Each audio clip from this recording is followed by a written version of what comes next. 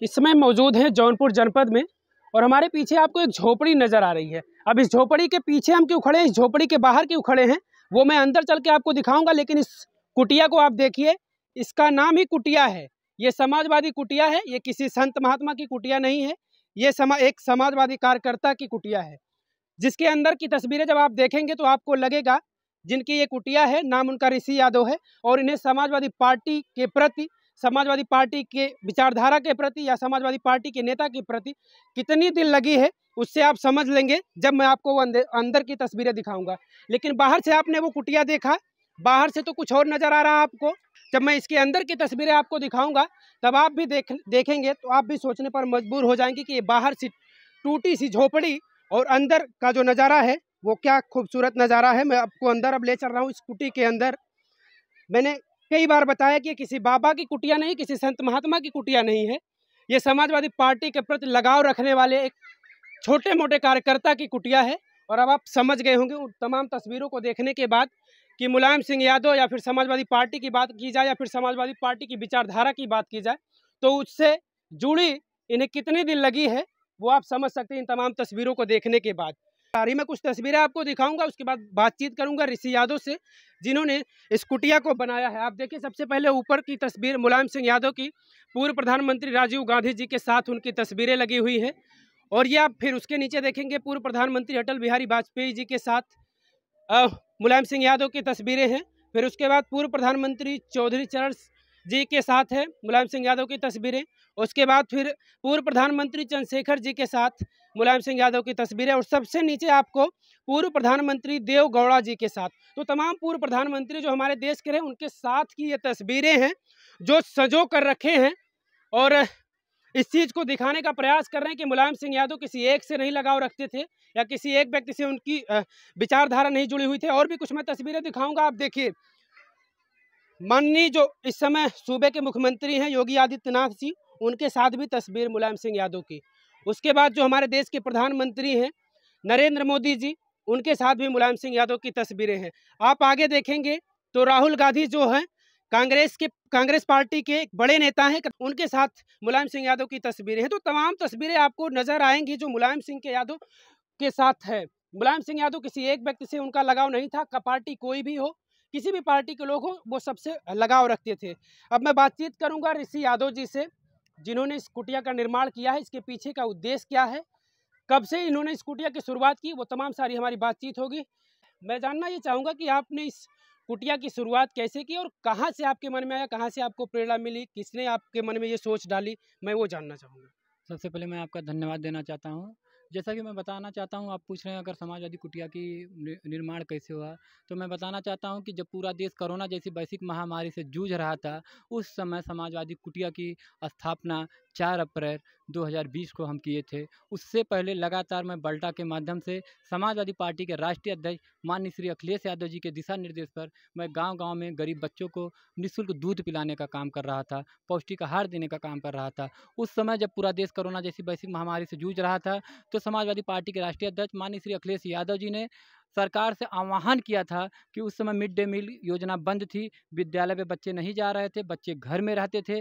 तो माननीय राष्ट्रीय अध्यक्ष जी ने सरकार से आह्वान किया था उन बच्चों की यूनिटी पावर को बनाए रखने के लिए उनको पौष्टिक आहार आप देने का काम करिए, कहीं ना कहीं घर घर पहुंचाने का काम करिए। इस कार्य में आपको हमारे पार्टी के कार्यकर्ता आपकी मदद करेंगे, क्योंकि जब हमारा देश कहीं किसी विपदा में हो, आपदा जैसी कहीं इस तरह की अगर भयानक स्थिति में थी, तो कहीं न कहीं हमारे हमारे नेताजी ने एक अच्छा संदेश देने का काम किया था कि यहाँ दल से उठकर काम किया जाए, मिलकर काम किया जाए, एक दूसरे का सहयोग करके काम किया जाए। क्योंकि जब हम रहेंगे, हमारा देश रहेगा, हमारे लोग रहेंगे, तब आप राजनीति करेंगे, तब आप कुछ करेंगे। तो कहीं न कहीं इस उद्देश्य से माननीय राष्ट्रीय अध्यक्ष जी ने सरकार से आह्वान किया था। हम माननीय राष्ट्रीय अध्यक्ष जी का, मैं पार्टी का कार्यकर्ता था, उनके निर्देश का पालन करते हुए मैं बल्टे के माध्यम से कहीं न कहीं घर घर जाकर गरीब बच्चों को दूध पिलाने का काम किया था। उसी समय समाजवादी पार्टी पेज पर हमारा एक फ़ोटो लगा था कि सोशल डिस्टेंसिंग का पालन करते हुए समाजवादी पार्टी के कार्यकर्ता एक दूसरे की मदद करते हुए, गरीबों की मदद करते हुए कहीं ना कहीं उसके बाद कुछ माननीय राष्ट्रीय अध्यक्ष जी का फ़ोन आता है और बधाई देते हैं। कहीं ना कहीं उसके 4-5 दिन बाद हमारा फ़ोटो वो खुद अपने डीपी पे लगाते हैं, नर की सेवा नारायण सेवा। तो कहीं ना कहीं हम लोगों का एक मनोबल बढ़ता गया, लगातार कारवां चलता गया। उसके बाद कुछ समय बाद माननीय राष्ट्रीय अध्यक्ष जी निर्देश देते हैं कि आप अपने आप को सुरक्षित रखते हुए लोगों की मदद करिए। तो मैं रोड पे जाता था तो कहीं ना प्रशासनिक दबाव पड़ता था, सारी स्थिति इस तरह की थी, तो दिक्कतें होती थी। तो हम लोग एक गरीब परिवार, कहीं ना कहीं एक हम लोग मिडिल परिवार से आते हैं, तो हमने अपनी एक झोपड़ी थी, यहाँ पे हम लोग बैठते थे कहीं ना कहीं, और इसको हमने एक समाजवादी कुटिया का नाम देके उस जिन बच्चों को मैं गांव-गांव में घूम के दूध पिलाता था, उन्हीं बच्चों को मैंने निर्देशित किया कि कल से अगले दिन से आप लोगों की मैं सेवा कार्य कुटिया से करूँगा। तो कहीं न कहीं उस समय इसी समाजवादी कुटिया का स्थापना हुई और यहाँ से प्रतिदिन बच्चों को निःशुल्क शिक्षा के साथ, क्योंकि उस समय विद्यालय बंद था, तो जो बड़े घर के लड़के थे मोबाइल से शिक्षा ले रहे थे, ऑनलाइन क्लास चला था। जो गरीब बच्चे थे उन लोगों के पास मोबाइल मुहैया नहीं थी, एंड्रॉइड सेट सबके पास नहीं था। तो कहीं न कहीं मैं यहाँ से बच्चों को निःशुल्क शिक्षा देने का काम शुरू किया और तब से लगातार बच्चों को निःशुल्क शिक्षा के साथ पौष्टिक आहार के रूप में दूध, बिस्कुट, फल सारा चीज़ तब से लगातार अब तक माननीय राष्ट्रीय अध्यक्ष जी के आशीर्वाद से चलता है। अब लोगों के मन में ये सवाल होगा कि आप कोरोना काल से लगातार इस तरीके की सामाजिक सेवा कर रहे हैं, तो सबसे बड़ी चीज़ होती है कि आपको आर्थिक ज़रूरत पड़ी होगी, पैसे की ज़रूरत पड़ी होगी, और ये 2-4 रुपए से काम होने वाला चीज़ नहीं था। जब आप कह रहे हैं कि मैं बाल्टी से दूध लेकर जाके गरीब परिवारों में वितरित करते थे, तो वो जो पैसे की बात है, वो कहाँ से आप इकट्ठा कर पाते थे? लोग आपकी मदद करते थे या फिर आपकी पार्टी आपकी मदद करती थी इसमें? जैसा कि उस समय माननीय राष्ट्रीय अध्यक्ष जी ने खुद वहाँ से पार्टी से समाजवादी कुटिया के बच्चों के लिए उस समय वीडियो कॉलिंग के माध्यम से माननीय राष्ट्रीय अध्यक्ष जी बात भी किए थे। बच्चों से समाजवादी कुटिया पे आश्वासन दिए थे कि मैं बहुत जल्द समाजवादी कुटिया पे आऊँगा। हम लोगों को पूरा विश्वास है कि आने वाले समय में माननीय राष्ट्रीय अध्यक्ष जी यहाँ ज़रूर आएँगे। और कहीं न कहीं माननीय राष्ट्रीय अध्यक्ष जी ने आशीर्वाद दिया और उनके आशीर्वाद से लगातार कुटिया चल रही। कहीं न कहीं माता-पिता का घर से पूरा आशीर्वाद मिलता है। हमारे कुछ इर्द-गिर्द के लोग जो मेरे करीबी लोग हैं, हमारे आर्थिक मदद कैसे हो पाती है आपकी? आर्थिक मदद मैं बता रहा हूँ आपको कि घर के खेती किसानी के माध्यम से जो हम लोग अनाज पैदा करते हैं, कहीं न कहीं उससे हम लोग अपने कुछ भरपाई करते हैं। माननीय राष्ट्रीय अध्यक्ष जी का भी आशीर्वाद मिल जाता है, कहीं न कहीं पिताजी का पूरा आशीर्वाद रहता है, भाइयों का आशीर्वाद रहता है, कुछ अपने लोग हैं, उन लोगों के आशीर्वाद से मदद से मैं लगातार सेवा कार्य करता हूँ। मतलब पार्टी से भी आपको मदद मिल ही जाती है। हाँ, माननीय राष्ट्रीय अध्यक्ष जी का पूरा आशीर्वाद मिलता है कहीं न कहीं। और उनका अगर उनका देखिए सबसे बड़ी चीज़ ये होती है कि कहीं न कहीं कुछ चीज़ में अगर आप देखिए कोई भी चीज़ अगर आपके अपने मन में ठान लेंगे मुझे यह कार्य करना है, तो मेरा जहाँ तक अंदाज़ा है कि वहाँ पे पैसे का बहुत महत्व नहीं रहता। अगर आपके जज़्बे के आगे, आपके विश्वास के आगे, आपके संघर्ष के आगे कहीं न कहीं, क्योंकि आपको अगर बहुत पैसा दे दिया जाए, आपको कह दिया जाए आप ये काम करिए, तो आप काम नहीं कर सकते, क्योंकि नहीं कर सकते। कोई काम लगातार करना ये सबके बस की बात नहीं है। इस काम के लिए आपके अंदर हौसला होना चाहिए। पैसा मायने नहीं है, आपके अंदर हौसला मायने होना चाहिए। आजकल के युवा जो फालतू पैसा खर्चा करते हैं, मैं 1 रुपए उल्टा-सीधा इधर-उधर नहीं करता, ना ही कोई इधर-उधर का पैसा, जो भी मेरे पास पैसा होता है, मैं अपना जो भी करके मैं अपने बच्चों के लिए लगाता हूँ, समाजवादी कुटिया के लिए लगाता हूँ, अपने दिव्यांग परिवार के लिए लगाता हूँ, अपने पहलवान के लिए लगाता हूँ। मेरा यह उद्देश्य है कि कहीं न कहीं एक हटकर कार्य किया जाए। हमारे नेताजी, श्रद्धेय नेताजी, आपने देखा हर जगह की फ़ोटो, हमारे नेताजी हम लोगों के प्रेरणा स्रोत हैं। नेताजी एक किसान परिवार से निकलकर, एक गरीब परिवार से निकलकर पूरे विश्व में अपना नाम स्थापित किए थे। आज हम लोग कहीं न कहीं उन्हीं के जिस पार्टी की उन्होंने स्थापना किया था, समाजवादी पार्टी की, उसी पार्टी के हम कार्यकर्ता हैं। तो हमारा एक कार्यकर्ता होने के नाते हमारा नैतिक दायित्व बनता है कि हमारे नेताजी जिस उद्देश्य से अपने काम की शुरुआत किए थे, उस उद्देश्य को पूरा किया जाए। उस उद्देश्य को पूरा करने के लिए कहीं न कहीं हम अपना तन, मन, धन सब अपने पार्टी, अपने नेता के विचार के लिए मैं समर्पित किया हूँ। मैं आपको विश्वास दिलाता हूँ, मैं कहने में कम विश्वास रखता हूँ, लेकिन मैं करने में ज़्यादा विश्वास रखता हूँ। आने वाले समय में आपको कुछ और यहाँ पे दिखेगा और कुछ अलग यहाँ का वो दिखेगा, क्योंकि जैसी-जैसी हम लोगों की स्थिति है, जिस तरह से हम लोग अपना काम करते हैं, हम चाहेंगे नेताजी के लिए हमारे समाजवादी कुटिया के बच्चे हम लोग माँग किए थे उनके श्रद्धेय नेताजी की पुण्यतिथि पे हमारे नेताजी को भारत रत्न दिया जाए। हमारे नेताजी का पाठ्यक्रम में उनका एक पाठ दिया जाए, जिससे आने वाली जो पीढ़ी रहेगी, उनके संघर्षों के बारे में पढ़ सकेगी। उनका जन्म, उनकी मृत्यु, सारी चीज़ें उनके बारे में अगर आप जान सकेंगे, तो कहीं न कहीं एक अच्छा संदेश जाएगा। क्योंकि धरतीपुत्र नेताजी वो धरतीपुत्र नेता थे और वो किसी एक व्यक्ति विशेष के लिए वो कभी नहीं लड़ाई लड़े, वो सबके लिए हमेशा लड़ाई लड़े। हमारे नेताजी, मैं आपको विश्वास दिलाना चाहता हूँ, हर दल के लोग उनका सम्मान करते थे। आप इसमें मैं इसे दिखा सकता हूँ, आप किसी भी पार्टी के आप चले जाइए, देख लीजिए, किसी भी दल के किसी भी नेता को अगर हमारे नेताजी कह देते तो उनकी बात को कोई काटता नहीं था। तो कहीं न कहीं हम लोगों की यह माँग है, अगर सरकार से अगर सुन लेगी तो बहुत अच्छा रहेगा, नहीं तो हम लोग निरंतर काम कर रहे हैं, आने वाले समय में इस तरह काम करते रहेंगे।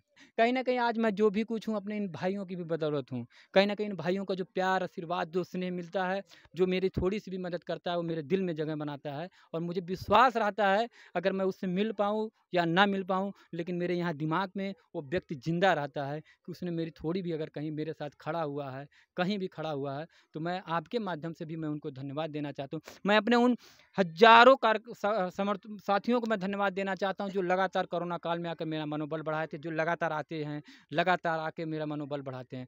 मैं किसी पार्टी की बात नहीं करूंगा, लेकिन मैं इस विचारधारा की कद्र करता हूं जिनकी ऐसी सोच है। बगैर किसी फायदे के आप समझिए कि मैंने इनसे ये भी पूछा कि आखिर इस कुटिया को आप क्यों बरकरार रखे, इस झोपड़ी को आप महल भी बना सकते थे, लेकिन ये कह रहे हैं कि आप तब नहीं आते। और जाहिर सी इनका जवाब है कि मैं शायद यहाँ नहीं आता तब। और इसी कुटिया के सहारे ये आज कोरोना काल से लगातार लोगों की सेवा कर रहे हैं, सामाजिक सेवा कर रहे हैं, बच्चों को पढ़ा रहे हैं, निःशुल्क पढ़ा रहे हैं, खाने पीने पढ़ने की जो भी उनकी सुविधाएं होती है सारी सुविधाएं ये उपलब्ध कराते हैं यहाँ से। एक बड़ी बात होती है, ऐसी विचारधारा से लोगों को जुड़ना चाहिए। मैं ये नहीं कहूँगा कि आप समाजवादी पार्टी से जुड़िए, लेकिन ऐसी जिनकी विचारधारा है समाज के प्रति, उनसे आप जुड़िए, उनसे जो भी उनकी मदद हो उनकी आप वो मदद कर सकते हैं। और तमाम लोग देखिए आए हुए हैं, हम इनसे थोड़ी सी बातचीत कर लेते हैं। कहाँ घर है आपका? हमारा घर गजना में है। गचना में है। हाँ।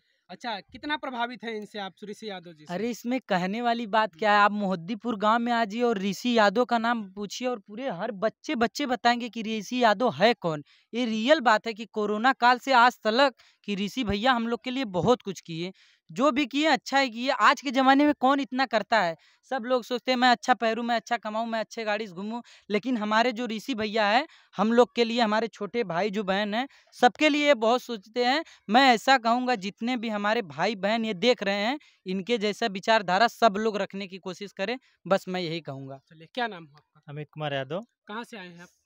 शादीपुर सिरकोनी ब्लॉक। अच्छा, इनको इनके बारे में आपने पहली बार कब जाना? पहली बार हमने इनका नाम सुना था, लेकिन देखा नहीं था कोरोना काल के समय। लेकिन वही फेसबुक वेसबुक पे देखता था, तो बड़ी दिल इच्छा थी मिलने की भैया से।